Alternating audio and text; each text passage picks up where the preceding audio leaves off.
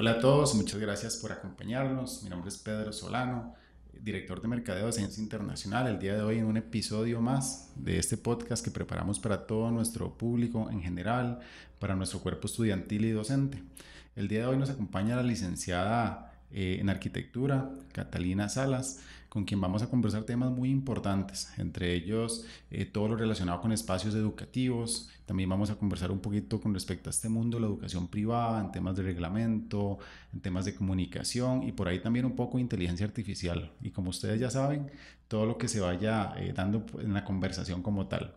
Sin más preámbulo, Catalina, muchas gracias por acompañarnos. Muchas gracias, Pedro. Yo encantada de estar acá, más bien en este espacio y pues, como te decía, inclusive antes de iniciar, yo creo que el sentarnos acá diferentes profesiones, ¿verdad? Y diferentes personas que estamos interesadas en la educación, suma mucho al trabajo que se hace en educación privada y en educación pública también, porque creo que la educación no es un tema solo del docente, es un tema de toda la operatividad que hay detrás también de los centros educativos y que debe funcionar para el fin último, ¿verdad? Que es él y la estudiante, ¿verdad? O sea, que es a dónde los estamos llevando. Y en un camino de tanto cambio como actualmente hay, pues en realidad es un compromiso para todos, ¿verdad? Un gran reto.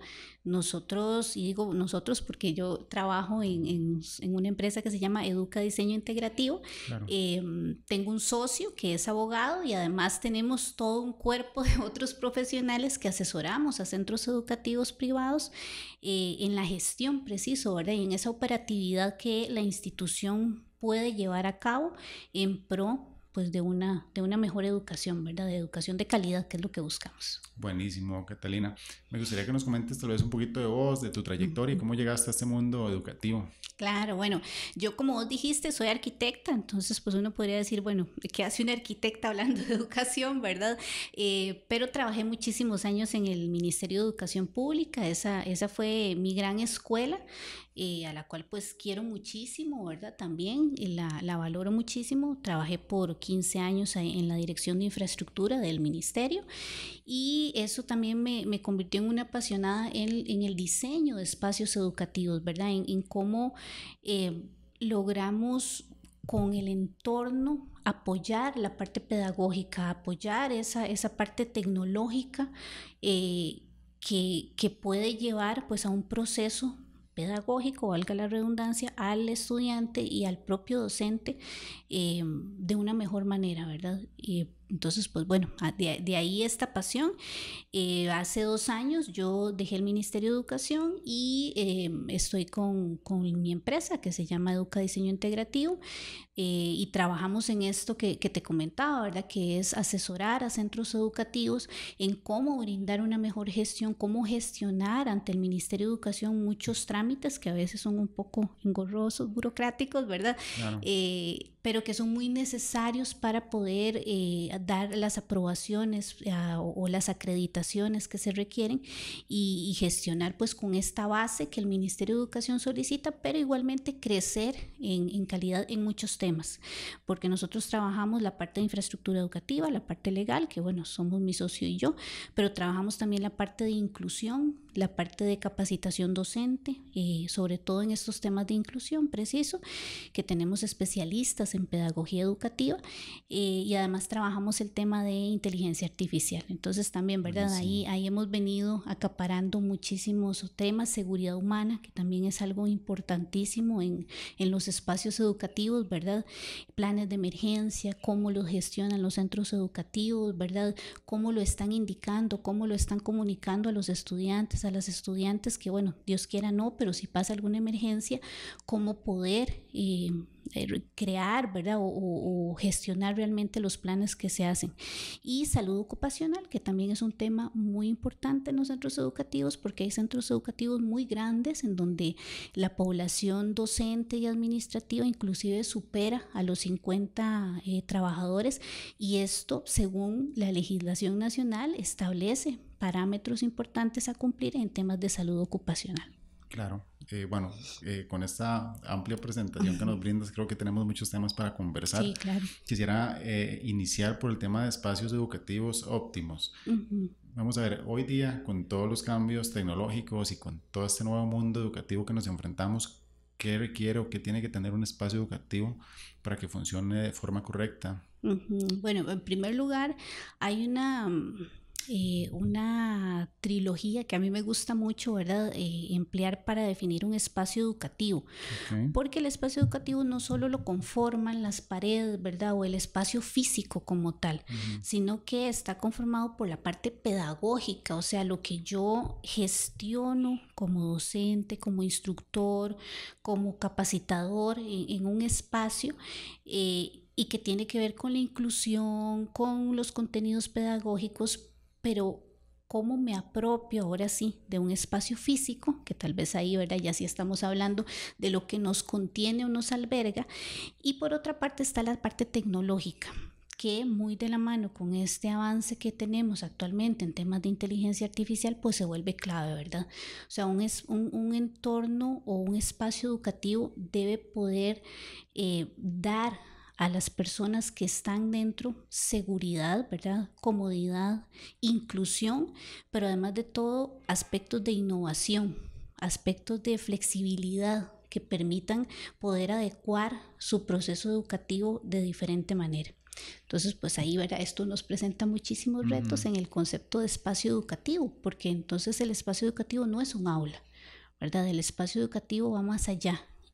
Cómo también nos apropiamos del entorno natural, por ejemplo, que en un país como Costa Rica yo creo que eso se vuelve clave en los procesos educativos. Y que casi no se aprovecha. Y que casi no se aprovecha, exactamente. O sea, por ejemplo, aquí vienen extranjeros, ¿verdad? Y que nos hemos topado con algunos clientes que sus centros educativos, ¿verdad? La mayoría de chicos y chicas que asisten son extranjeros y ellos los espacios que quieren son espacios abiertos, porque vienen de lugares en los cuales las estaciones les determinan, ¿verdad? Necesidad de tener 4 paredes que los protejan de un clima, pero en nuestro país no deberíamos más bien poder aprovechar esos espacios que nos brinda la propia naturaleza. Entonces, pues es un complemento de todo, ¿verdad? Y esto se suma, vuelvo al tema de la parte tecnológica, o sea, cómo estamos llevando a los estudiantes, cómo están caminando los docentes en un espacio educativo hacia apropiarnos de herramientas tecnológicas que nos permitan utilizarlas pues de la mejor manera, ¿verdad? Correcto, correcto. Eso me lleva, y este tema que mencionabas de que esta convivencia que tenemos que tener con el medio ambiente y demás en la parte educativa, especialmente con los niños, bueno, yo creo que para todos, pero especialmente con niños para mí es muy importante. Como docente creo que es fundamental que ellos vayan, toquen los árboles, que las frutas, que aprendan la famosa agricultura que daban antes en las escuelas. Para mí eso es muy importante, pero se ha perdido mucho. Yo creo que hay un cambio de paradigma educativo, Catalina. Yo lo veo de esta manera, un antes y un después de la pandemia con el tema de la virtualidad. ¿Okay? Porque ya inclusive los niños, inclusive los más pequeños, ya pasaron por clases virtuales. Y eso fue algo que llegó para quedarse. Entonces, ¿qué requiere también un espacio virtual para ser óptimo, para que el proceso de aprendizaje, ya sea del niño o la persona, sea el ideal? Sí, ahí escuchaba de hecho un profesor que es universitario, pero él hablaba de la importancia de las competencias, ¿verdad? De generar competencias en los y las estudiantes que vayan hacia las 3 Cs, decía él, ¿verdad? Que es la creatividad, la curiosidad y el pensamiento crítico. En el momento en el cual la tecnología se convierte no en una herramienta, sino en una meta, ¿verdad? Y voy a poner un ejemplo, digamos que es muy obvio, muy triste, pero muy obvio, ¿verdad? Cuando, por ejemplo, para un trabajo, un chico, una chica se mete a ChatGPT, ¿verdad? Y le dice, bueno, mi tema de esta tarea es la naturaleza. Y ChatGPT te va a dar la introducción, el desarrollo, la conclusión, perfectos, ¿verdad? Todo. Y eso se convierte en la meta, ¿verdad? En lo que se buscó, ¿verdad? En lo que se planteó y en lo que se entregó.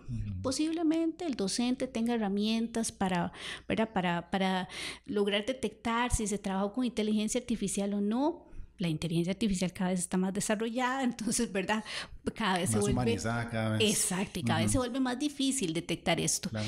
Pero al final de cuentas, esa autogestión que el chico o la chica hizo en ese espacio virtual, no lo llevó a entender que eso que estaba haciendo no solo puede ser un plagio, ¿verdad? No solo puede estar totalmente sesgado, porque así es la inteligencia artificial actualmente, sino que no aprendió nada, ¿verdad? Entonces, el que en un espacio educativo, que en este caso estamos hablando de un espacio virtual, se logre buscar la autogestión, ¿verdad? De esa persona estudiante en cuanto a ser curioso, en cuanto a ser creativo para lograr una meta que iba a ser ese trabajo de la naturaleza, creo que es lo que puede hacer la diferencia en espacios virtuales, ¿verdad? Correcto, que importante ese punto, y yo lo vivo en mi casa. Yo tengo una hija, está en la escuela,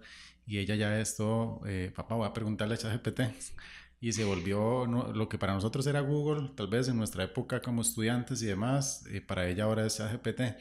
Y yo no satanizo la herramienta. Yo creo que muchos centros educativos para mí han cometido el error de satanizar la herramienta, que es prohibido, que no se puede utilizar, que es plagio. Yo digo, no, más bien enseñemos a utilizarla. Claro. Enseñamos al estudiante a cuestionar la información que la herramienta nos está dando, ¿verdad? Claro. O a comparar lo que yo hubiese respondido con lo que la herramienta me está dando. O sea, que siento que hay muchas formas de no perder ese pensamiento crítico que es tan importante que los niños tengan, y esa resolución de problemas. Claro, no, y aquí se vuelve también crucial el espacio físico, ¿verdad? Que tocábamos, no solo ese espacio digital o virtual. ¿Por qué? Porque en esta búsqueda de conocimientos, en esta curiosidad, la experimentación, ¿verdad? O sea, no solamente es el buscar en ChatGPT, en la herramienta que me va a dar una respuesta, es poder yo saber que eso pasa, ¿verdad? O sea, saber que puedo realizar labores que me van a llevar a un conocimiento, y ahí sí el pensamiento crítico me va a decir, no, mira, o sea, lo que me dijo ChatGPT puede ser un poco diferente, ¿verdad? Porque, no sé, la reacción química que se dio en la respuesta que me dio ChatGPT de cómo mi volcán, ¿verdad? iba a estallar, mira, no, yo le puse harina y entonces explotó diferente el volcancito. O sea, son cosas que se hacen todavía necesarias. No podemos olvidarnos del espacio físico, ¿verdad? Tenemos que tener un equilibrio entre ambos, y eso no solamente en preescolar, en primaria, en secundaria, o sea, también para los adultos, para la educación adulta es muy importante tener ese contacto todavía humano que permite también el trabajo colaborativo, ¿verdad? Correcto, y ahí también entra todo un tema de capacitación docente. Claro. Yo creo que en el sector, bueno, en ambos sectores, tanto público como privado, pero he notado tal vez en el sector público una falencia muy grande en ciertos docentes, ¿verdad? Porque no en todos. Habrá quienes manejen muy bien todas estas herramientas, pero ¿cómo es posible que en algunos casos sea el niño, el alumno, el que sepa manejar la herramienta y no el docente, ¿verdad? Entonces es todo un reto que tiene por ahí el ministerio, ¿verdad? Y también todos los que estamos involucrados en este negocio de la educación privada también. Sí, el tema que hablamos de la gobernanza, ¿verdad? Correcto. También antes de, o sea, qué políticas educativas se crean y cómo incluimos a la inteligencia artificial y cómo incluimos los espacios virtuales dentro de esas políticas.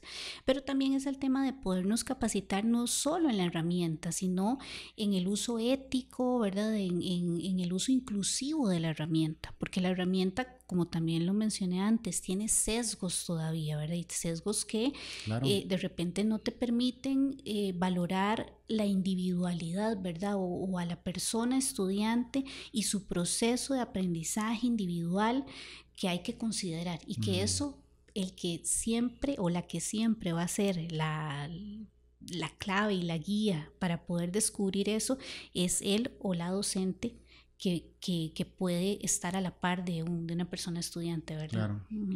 Volviendo tal vez, Catalina, al tema del diseño del entorno educativo, ¿cuáles son los errores más comunes que te has encontrado con tus clientes en este sentido? Bueno, este tema de la inclusión yo creo que es un tema muy importante, porque a veces confundimos accesibilidad con inclusión.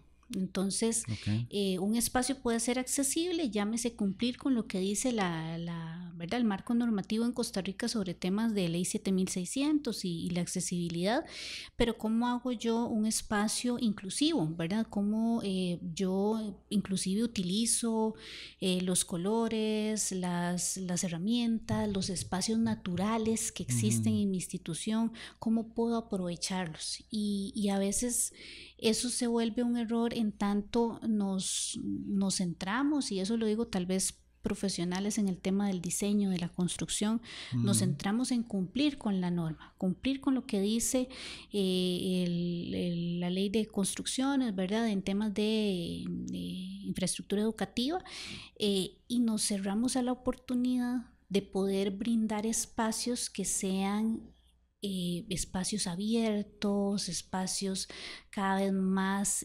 flexibles, en los cuales se pueda pensar en espacios de estudio individual, en espacios de estudio grupal, se pueda llevar a las personas que ahí lo habitan a temas de innovación. Entonces, pues por ahí creo que es romper un poco el paradigma del aula con las cuatro paredes. Hay un ejemplo que siempre me gusta tocar, y es de un artículo que había salido en la revista Times hace mucho tiempo, que hablaba sobre un viajero del tiempo que venía de finales del siglo XX, ¿verdad?, a la actualidad, y se sorprendía de cómo todo, ¿verdad?, los medios de transporte habían innovado, cómo la televisión, el cine, los electrodomésticos que tenemos en la casa eran diferentes, pero llegaba a una escuela y decía: es que esto es exactamente igual a lo que teníamos en 1900, correcto, solamente que las pizarras ya no son de tiza, ¿verdad? Ahora son pantallas. Exacto, cuando mucho, ¿verdad? Sí. Porque puede ser acrílica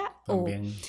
Pero entonces, ¿qué estamos haciendo con el espacio físico? O sea, ¿cómo estamos demostrando todo este desarrollo que tenemos en el espacio y lo estamos apropiando, ¿verdad?, al proceso pedagógico que tiene que tener un espacio educativo?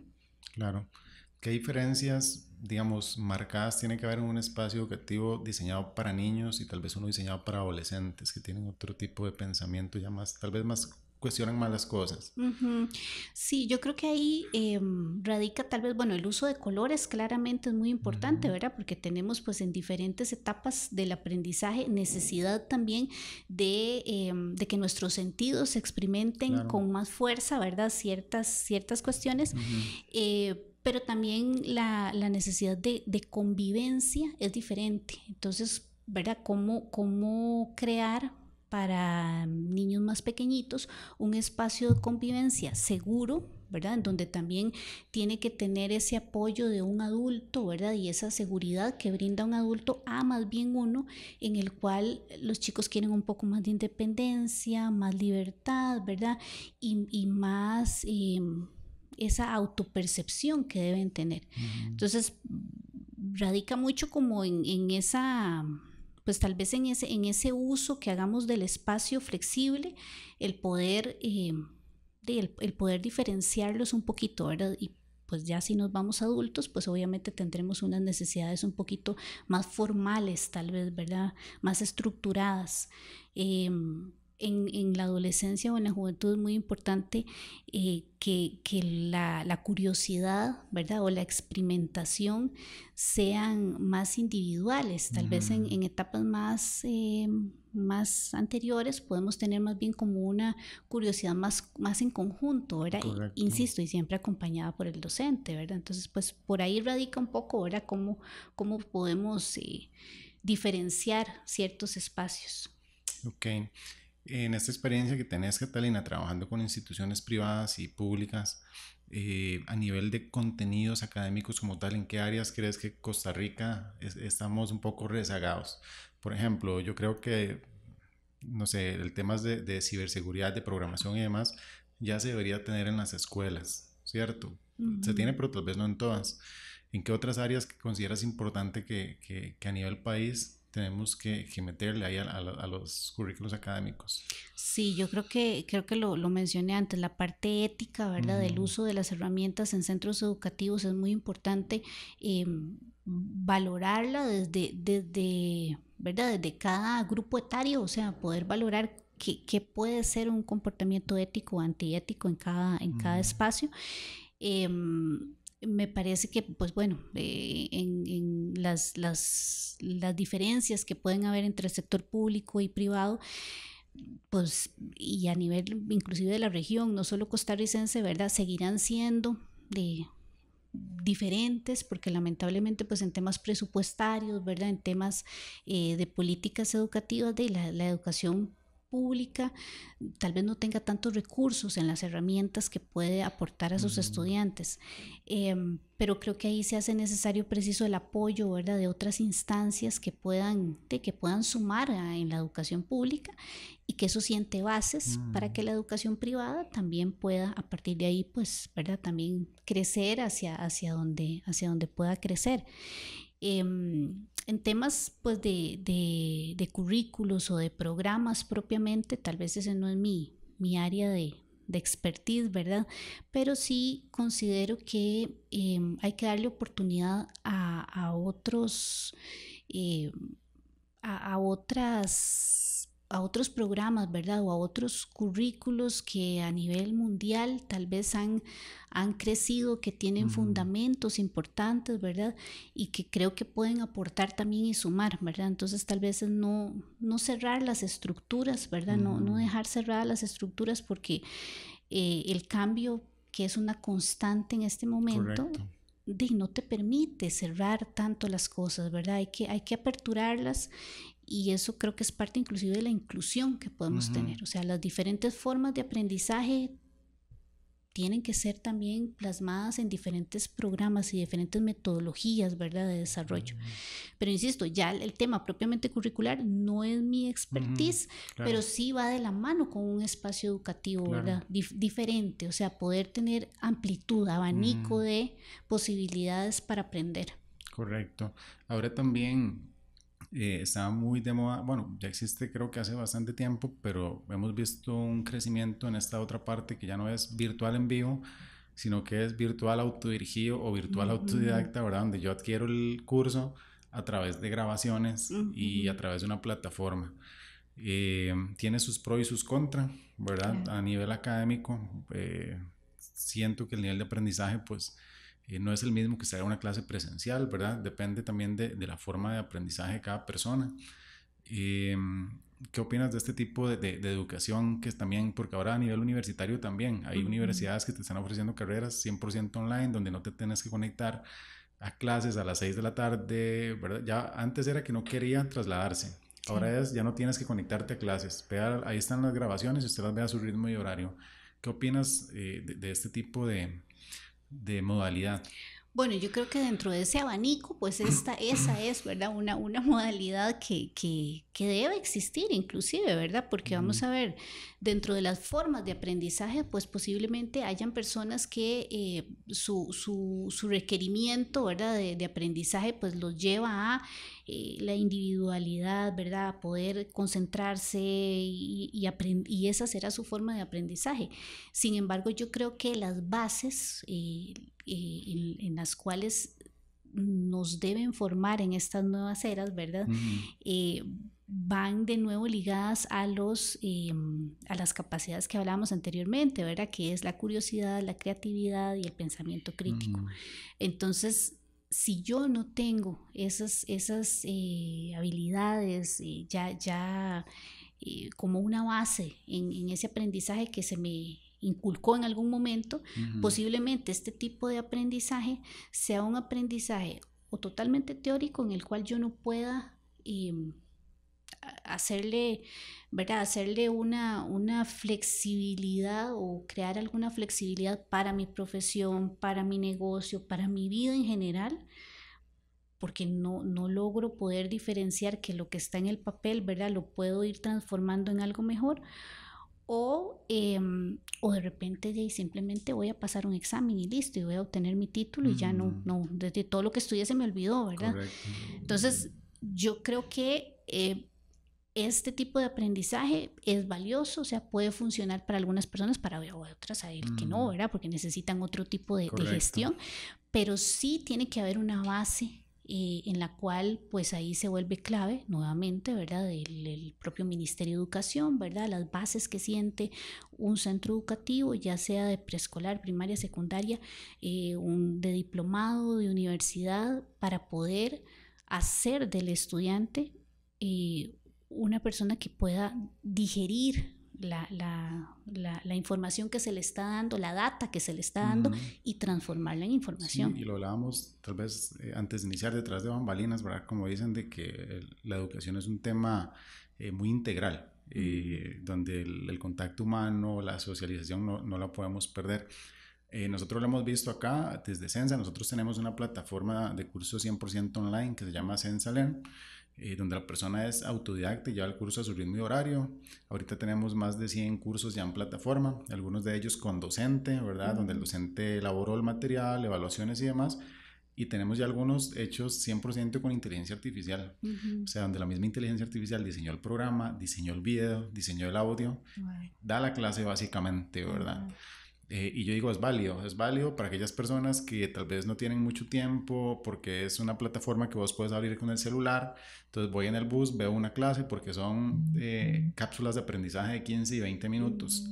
Entonces, que a la hora del almuerzo avanzo otro poquito, que cuando voy en el transporte público avanzo otro poquito, y cuando me doy cuenta ya lo finalicé y ya tengo un certificado en esa área que tal vez a nivel laboral estaba necesitando y demás, ¿verdad? Entonces, yo creo que es una modalidad que se presta para cierto tipo de programas o de habilidades que a uno tal vez le urge aprender, cosas muy teóricas. Nos piden mucho lo que son temas, por ejemplo, Power BI, Excel y ese tipo de cosas, ¿verdad? Sin embargo, ya para programas más robustos, más grandes, yo sí siento que hace falta pues ese trabajo en equipo, ese trabajo colaborativo, ese contacto humano, o ese famoso constructivismo del que tanto habla la educación, ¿verdad? Sí, que sigue siendo necesario. Sí, yo creo que ahí es igual, ¿verdad? La mezcla de todo este abanico que estamos hablando, porque como vos decís, hay conocimientos que yo los puedo adquirir en cápsulas de 15 minutos, que actualmente pues igualmente la retentiva que tenemos para, ¿verdad? para oír una clase de 4 horas posiblemente no sea tan... no nos lleve pues al conocimiento que se pretendía en esas 4 horas a uno de 15 minutos. Correcto. Que nuestra retentiva estuvo ahí, así estuviéramos en el bus, así estuviéramos en la hora de almuerzo, estamos presentes recibiendo ese conocimiento. Pero también por otro lado, como vos decís, o sea, hay cuestiones que ya no son tan teóricas, que de repente son más experimentales. Entonces necesitamos el contacto con otras personas para tener ese trabajo colaborativo, y necesitamos, vuelvo al punto, digamos, de arranque, el espacio físico para poderlo experimentar, ¿verdad? Correcto. Catalina, ¿y a dónde se pueden poner en contacto? ¿Dónde te pueden localizar para Educa? Perfecto, no, muy importante. La página es www.educadicr.com. Ahí van a encontrar pues ¿verdad? Todos los profesionales que conforman nuestra empresa, los servicios que ofrecemos. Ahí están nuestros teléfonos, nuestro correo, nuestras redes sociales. El correo es educadicr.com. Ahí nos pueden escribir, y el teléfono es 8840-1487. Tenemos otros 2, pero bueno, por ahora te doy ese que es más fácil de manejar. Ok, de igual manera van a encontrar la información en la descripción del video en nuestras diferentes redes sociales. Catalina, muchas gracias por acompañarnos. Creo que nos va a quedar pendiente una segunda sesión para poder seguir conversando un poquito más de todos estos temas. Muchísimas gracias y espero que sea de mucho provecho lo que se conversó para todos los que nos van a ver. Hasta luego. Hasta luego. Muchas gracias, Pedro. Muchas gracias a todos también.